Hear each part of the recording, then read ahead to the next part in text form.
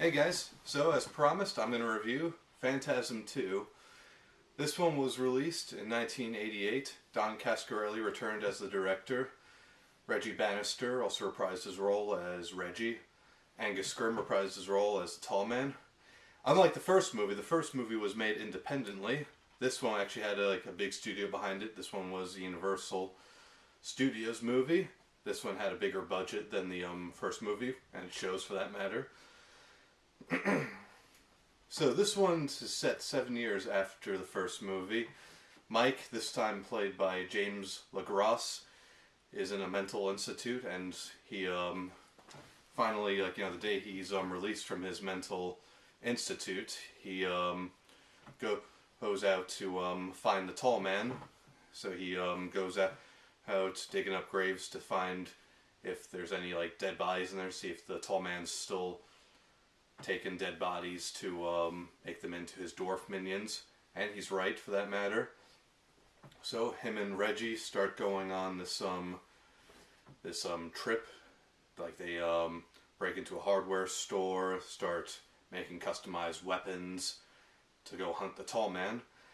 Meanwhile, there's this new girl named Liz who has this psychic connection to Mike and the Tall Man.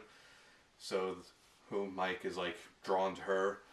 And so they go out to find her as well, rescue her before the Tall Man finds her. And so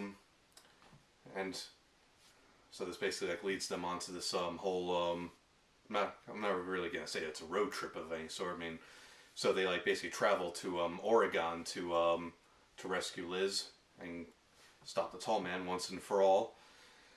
So as a sequel, this one is pretty good. I did like this one. I didn't like it as much as the first movie because this one took a different tone than the first movie. The first movie was an all-out horror mystery movie. This was a horror action movie, and it also had a little humor thrown in a little here and there. So it also changed up its tone a bit. But as I said before, this one had a budget to work with, which showed because it had better quality practical effects. I liked James LaGrosse as Mike, but I didn't like him as much as Michael Baldwin though.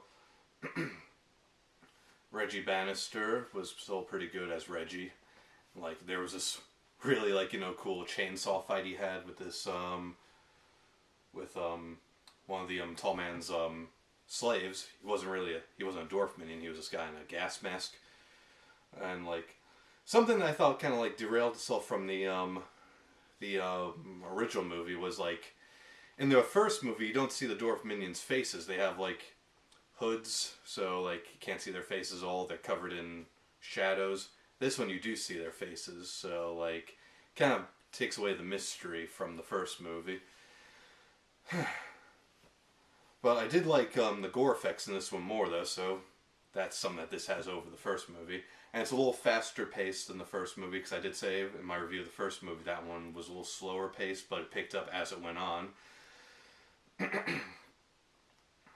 And and overall, this one is a good sequel. It's a good addition to the Phantasm series. So it's not as good as the first movie, but it's got its place in the series. So it didn't have the tone of the first movie, it didn't have the suspense, the mystery, but it did have some very fun entertainment action in it.